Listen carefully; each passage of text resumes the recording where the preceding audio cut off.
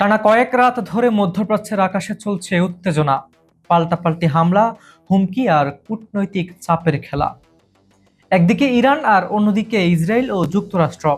পরিস্থিতি এমন জায়গায় পৌঁছেছে যে বিশ্বজুড়ে প্রশ্ন উঠছে, আমরা কি আরেকটি বড় অর্থনৈতিক ও সামরিক সংকটের দিকে এগিয়ে যাচ্ছি? সাম্প্রতিক ঘটনা প্রবাহে বিভিন্ন পক্ষের বক্তব্যে ক্ষেপণাস্ত্র হামলা, সামরিক প্রতিক্রিয়া এবং শক্তি প্রদর্শনের দাবি সামনে এসেছে। একই সময়ে ওয়াশিংটন থেকে আসে আরেকটি আলোচিত ঘোষণা। মার্কিন প্রেসিডেন্ট ডোনাল্ড ট্রাম্প বলেছেন, ইরানে হামলার পরিকল্পনা বা সামরিক পদক্ষেপ আপাতত স্থগিত রাখা হয়েছে এবং কয়েকদিনের মধ্যে একটি চুক্তি ঘোষণা হতে পারে। তবে এই ধরনের বক্তব্য তার জন্য নতুন নয়। যুদ্ধের উত্তেজনা বাড়ার সময় বা যুদ্ধবিরতির আলোচনা সামনে এলেই বহুবার তিনি বলেছেন যে চুক্তি খুব কাছাকাছি। কখনো 2 সপ্তাহ, কখনো 2-3 দিনের সময়সীমাও দিয়েছেন। কিন্তু এখন পর্যন্ত এই সময়সীমার ভেতরে কোনো বড় চুক্তি বাস্তবায়িত হয়নি। এই কারণেই শুধু সাধারণ মানুষ নয়, মার্কিন ও ইরানি গণমাধ্যম এখন এসব বক্তব্যকে সতর্কতার সঙ্গে দেখছে। প্রতিরক্ষা বিশ্লেষক ও অস্ট্রিয়ার সাবেক সামরিক কর্মকর্তা উলফগ্যাং পুস্তাই মনে করেন, ট্রাম্পের বক্তব্যকে সরাসরি বাস্তবতা হিসেবে না দেখে তথ্যযুদ্ধের অংশ হিসেবেও বিবেচনা করা উচিত। তার মতে, এসব মন্তব্যের মাধ্যমে ট্রাম্প একসঙ্গে 3টি জায়গায় প্রভাব ফেলতে চান: নিজের রাজনৈতিক সমর্থকদের ওপর, আন্তর্জাতিক শেয়ার ও তেলের বাজারে এবং ইরানের সরকারের উপর।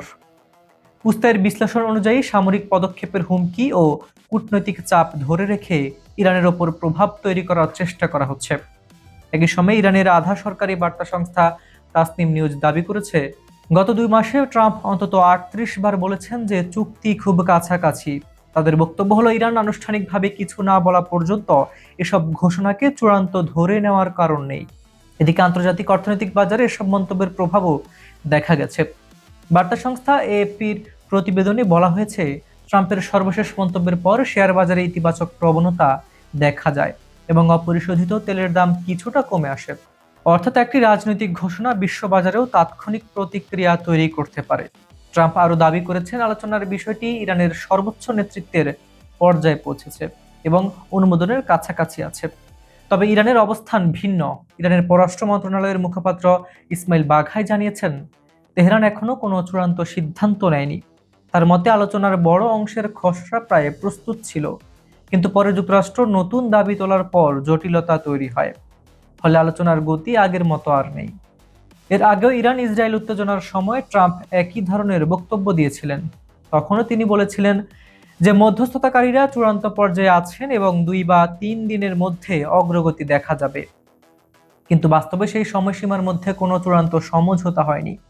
এমনকি সিএনএনের বিশ্লেষণেও বলা হয়েছে, এপ্রিল মাসে যুদ্ধবিরতি নিয়ে একই ধরনের আশাবাদী বক্তব্য দেওয়া হয়েছিল এবং তখনও বলা হয়েছিল যে 2 সপ্তাহের মধ্যে বড় অগ্রগতি আসবে। সিএনএন সম্ভাব্য কয়েকটি ব্যাখ্যাও দিয়েছে। প্রথমত, ট্রাম্প হয়তো পরিস্থিতিকে অতিরিক্ত আশাবাদী ভাবে দেখেছেন। দ্বিতীয়ত, তিনি আন্তর্জাতিক অর্থবাজারকে স্থিতিশীল রাখার চেষ্টা করেছে। আর তৃতীয়ত, ধারাবাহিক ঘোষণা দিয়ে বাস্তবতার ওপর রাজনৈতিক চাপ তৈরি করতে চাইছেন। এখন সবচেয়ে বড় প্রশ্ন, এটা কি সত্যি শান্তির পথে অগ্রগতি, নাকি আরো বড় কূটনৈতিক চাপ তৈরির কৌশল? চুক্তি হবে কি হবে না সেটি সময় বলে দেবে। তবে একটি বিষয় স্পষ্ট, মধ্যপ্রাচ্যের এই উত্তেজনা এখন শুধু আঞ্চলিক রাজনীতির মধ্যে সীমাবদ্ধ নেই। এর প্রভাব পড়ছে বিশ্ব অর্থনীতি, জ্বালানি বাজার এবং আন্তর্জাতিক শক্তির ভারসাম্যের উপর। আর সেই কারণেই পুরো বিশ্বের নজর এখন এক জায়গায়। শেষ পর্যন্ত আসবে চুক্তি, নাকি আরো বড় কোনো সংঘাত? সুপ্রিয় দর্শক, ভিডিওটি ভালো লাগলে লাইক দিন এবং এমন গুরুত্বপূর্ণ আন্তর্জাতিক খবরের আপডেট সবার আগে পেতে চ্যানেলটি এখনই সাবস্ক্রাইব করে বেল আইকনটি চেপে রাখুন। বিজ্ঞাপন বা প্রমোশনের জন্য ডেসক্রিপশনে দেওয়া নাম্বারে সরাসরি যোগাযোগ করতে পারেন। আমি হাবিবুর রহমান নিশান আজকে এখানে বিদায় নিচ্ছি। দেখা হচ্ছে পরবর্তী ভিডিওতে নতুন কোনো ইস্যু নিয়ে। ততক্ষণ পর্যন্ত ভালো থাকুন, নিরাপদে থাকুন। আল্লাহ হাফিজ।